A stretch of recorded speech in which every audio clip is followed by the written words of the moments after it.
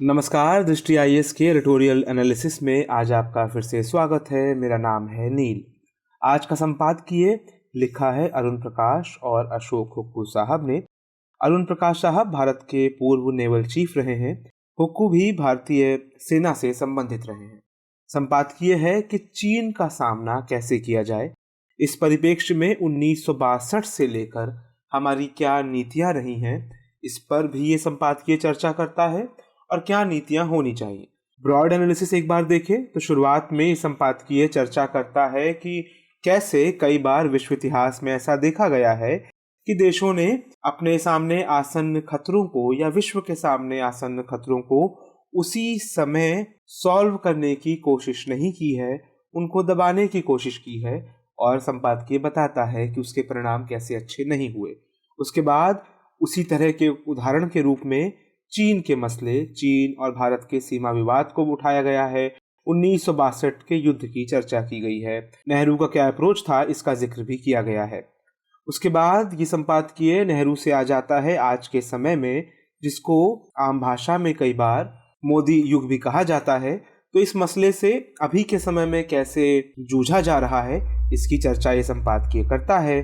उसके बाद संपादकीय चाइना के पॉइंट ऑफ व्यू को समझने की कोशिश करता है कि वो समस्याओं को क्यों खड़ा कर रहा है, या जिस तरह का रवैया चीन अपनाता है वो क्यों और कैसे अपनाता है। और उसके बाद भारत के लिए आगे की राह सुझाई गई है। तो बिंदुवार चर्चा शुरू करते हैं। ये संपादकीय महत्वपूर्ण है जीएस पेपर 2 के इंटरनेशनल रिलेशंस खंड के लिहाज से। तो प्रकाश और हुक्कू साहब कहते हैं कि द्वितीय विश्व युद्ध की शुरुआत से थोड़ा ही पहले, यानी 1938 में, क्योंकि द्वितीय विश्व युद्ध 1939 में शुरू होता है, उससे लगभग एक साल पहले सितंबर 1938 में ब्रिटिश प्रधानमंत्री नेविल चैम्बरलेन म्यूनिख कॉन्फ्रेंस करके हिटलर के साथ एक समझौता करके वापस लौटे। एक समझौते को हवा में लहराते हुए उन्होंने कहा, ये हमारे समय के शांति का दस्तावेज है। उनका जो भोलापन कहा जाए या नासमझी, वो एक साल बाद स्पष्ट हो गई, क्योंकि शांति स्थापित नहीं हुई। हिटलर ने पोलैंड पर आक्रमण किया और उसके बाद द्वितीय विश्व युद्ध की शुरुआत हो गई। हिटलर ने पोलैंड पर आक्रमण करने की पूर्व संध्या पर कहा कि हमारे दुश्मन जो हैं वो छोटे मोटे कीड़े मकोड़े भर हैं। मैंने उनको या उनकी इस शक्ल को म्यूनिख में ही पहचान लिया था। ये कहानी क्यों सुनाई गई संपादकीय की शुरुआत में, कि संपादकीय कहता है भारत का यही म्यूनिख मोमेंट सन 1962 में आया, जब हमने अब तक चीन को समझने में भूल की थी। उस भूल का नतीजा ये हुआ कि चीन ने भारत पर हमला किया और भारत उस चीन भारत युद्ध में हार गया। भारत की 7वीं इन्फेंट्री ब्रिगेड चीन आर्मी की 11वें डिवीजन के हाथों परास्त हुई। भारतीय सैनिक वीरता से लड़े। कई बार अंतिम सैनिक जब तक जीवित रहा और जब तक उसके पास अंतिम गोली रही, वो तब तक लड़ा, लेकिन ये व्यर्थ गया। ये इस बात की ओर भी इशारा है कि युद्ध केवल सीमा रेखा पर या सैनिकों की बहादुरी से नहीं लड़े जाते, केवल इनसे नहीं लड़े जाते, इसमें और भी चीजें लगती हैं। संपादकीय कहता है कि इसी प्रकार की घटनाएं नेफा यानी आज के अरुणाचल प्रदेश और लद्दाख में भी घटी। 20 नवंबर तक भारत लगातार पस्त होता रहा। अंततः चीन ने अपनी तरफ से सीज फायर की घोषणा कर दी और 20 किलोमीटर पीछे हट गया लाइन ऑफ एक्चुअल कंट्रोल से। लाइन ऑफ एक्चुअल कंट्रोल, जिसको वहां के प्रधानमंत्री जाओ एन लाई ने 1959 में कहा था कि ये वो है जो पूर्व में मैकमाहोन लाइन है और पश्चिम में वो लाइन है जहां पे असल में दोनों देशों का वास्तविक प्रभाव क्षेत्र जहां तक है, जहां तक उस प्रभाव क्षेत्र की सीमा है। भारत इस परिभाषा को नहीं मानता था। भारत का कहना था कि जो मैकमाहोन लाइन है वही बॉर्डर है, और भारत कूटनीतिक स्तर पर भी और सैन्य स्तर पर भी इस लाइन को डिफेंड करने में मजबूत रहा। इसका नतीजा ये हुआ कि अक्साई चीन के इलाके का 38,000 किलोमीटर हिस्सा 1962 के युद्ध में चीन ने हड़प लिया। बात वहीं नहीं रुकी है। आज के समय में अरुणाचल प्रदेश के 84,000 वर्ग किलोमीटर हिस्से को भी चीन अपना हिस्सा दक्षिणी तिब्बत के रूप में बताता है। संपादकीय आगे बढ़ता है, कहता है कि दुनिया के इतिहास में बहुत कम ही ऐसा देखने को मिलता है कि दो देश 60 बरसों तक अपने सीमा विवाद को ना सुलझा पाए हों। भारतीय कूटनीतिज्ञ और राजनीतिज्ञ इस बात से खुश होते रहे कि कैसे उन्होंने चीन भारत विवाद में से बॉर्डर विवाद को अलग रखा और दूसरी ओर व्यापार अपनी स्थिति से चलता रहा, यानी बाकी संबंध बॉर्डर विवाद की भेंट नहीं चढ़े। संपादकीय कहता है भारत के नेता और कूटनीतिज्ञ इसी बात से खुश रहे, भले ही वो व्यापार पूरी तरह से चीन के पक्ष में था। 100 बिलियन यूएस डॉलर्स का मार्क क्रॉस कर गया है व्यापार, लेकिन आम भारतीय की नज़र से देखें तो ऐसा लगता है कि भारत ने बॉर्डर विवाद की अनदेखी कर या उसको अनसुलझा छोड़कर एक प्रकार से चीन के हाथों में खेलना स्वीकार किया है। और इस बात से सहमत होकर भी जब भी सीमा विवाद होता है, केवल ये कहकर कि ये दोनों देशों की गलतफहमियां हैं, गलतफहमियों के ठीक होने की तरह ही ठीक हो जाएंगी, भारत ने चीन के हाथ में खेलना स्वीकार किया है। हाल में भी ये देखने को मिला कि सरकार ने कहा कि चीन द्वारा किसी भी भारतीय क्षेत्र पर कब्जा नहीं किया गया है। संपादकीय कहता है नागरिक जो हैं भारत के वो कंफ्यूज्ड हैं। अगर लद्दाख में चीन ने हमारी सीमा के अंदर दाखिल नहीं हुआ है चीन, तो फिर हमारे सैनिक जो हैं वो अपने पुराने बिंदुओं तक पेट्रोल करने क्यों नहीं जा पा रहे हैं, या बार बार जिन कम्युनिक्स में यानी जिन साझा दस्तावेज़ों में जारी किए जाने वाले साझा दस्तावेज़ों में भारत और चीन के द्वारा फ्रिक्शन पॉइंट्स का जिक्र किया जा रहा है। अगर कोई कब्जा है ही नहीं तो फिर ये फ्रिक्शन पॉइंट्स क्या हैं? और अरुणाचल प्रदेश में चीनी एन्क्लेव जो नए नए बने हैं या कई बॉर्डर क्षेत्रों में जो चीनी शहर बसाए गए हैं, क्या वो भारतीय टेरिटरी में है? और अंत में ये भी बात कि 22 मीटिंग जो अब तक हो चुकी हैं विशेष प्रतिनिधियों की और मिलिट्री कमांडर्स की, वो अब तक डिसएंगेजमेंट नहीं पा पाई हैं, यानी कि सैनिक अभी भी तैनात हैं। डीएस्केलेशन तो दूर की बात है, यानी विवाद का सुलझना तो अभी दूर की बात है, विवाद का पूर्व स्थिति में वापस आ जाना अभी दूर की कौड़ी है। उसके बाद संपादकीय कहता है कि ये सारे प्रश्न जो पहेली बन गए हैं, कोनंड्रम बन गए हैं, ये भी बताता है कि जवाहरलाल नेहरू का जो एक आशावाद था, जो हिंदी चीनी भाई भाई में झलकता था, एक लगभग बचकाना आशावाद, वहाँ से लेके प्रधानमंत्री मोदी का चीन के शी जिनपिंग के साथ जो लगातार एंगेजमेंट रहा, इस पूरी प्रक्रिया में नेहरू से मोदी तक में चीन या बीजिंग ने सफलता पाई है अपने मोटिवेशन को कैमूफ्लाज जैसे गिरगिट छिप जाता है पत्तों के बीच, उसी प्रकार से इन बातों के बीच, इस आशावाद के बीच, इस एंगेजमेंट के बीच चीन ने अपने असल इरादों को छिपाने में सफलता पाई है। और इसके साथ ही वीज़ावी यानी इसी के साथ साथ इसी के बरक्स नई दिल्ली जो है वो अपने स्तर पर किसी भी स्ट्रेटजी को डेवलप करने में फेल हुई है कि वो चाइना के डिज़ाइंस को एक्सपोज कर सके, दुनिया के सामने उजागर कर सके, या फिर कम से कम भारतीय संसद में भारतीय लोगों के सामने ही एक श्वेत पत्र जारी कर दे और बता दे कि वास्तविक स्थिति पूरी तरह से क्या है।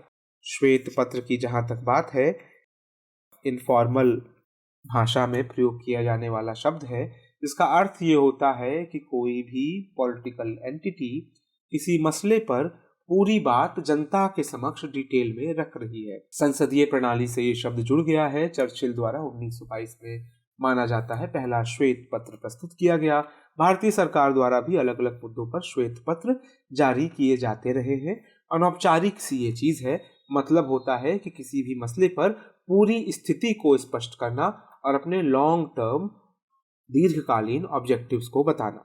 इसके बाद संपादकीय कहता है कि चीन ने अपनी सलामी स्लाइसिंग क्या होता है कि किसी भी बड़ी समस्या को छोटी छोटी समस्याओं में विभक्त कर उस समस्या पर विजय प्राप्त करने की तकनीक। तो चीन ने सलामी स्लाइसिंग तरीके पर विजय प्राप्त की है। वो तय करता है कि कब उसको किस हिस्से में समस्या पैदा करनी है, फिर उस हिस्से पर वो अपना प्रभुत्व कायम करता है। तो चीन ने इस तरीके में भी अपनी माहिरता जाहिर की है और साथ ही अंतर्राष्ट्रीय कानूनों की अनदेखी के प्रति भी अपना रुख स्पष्ट किया है कि वो अंतर्राष्ट्रीय कानूनों को अपनी ज़रूरत के हिसाब से इस्तेमाल कर सकता है या रद्दी की टोकरी में फेंक सकता है।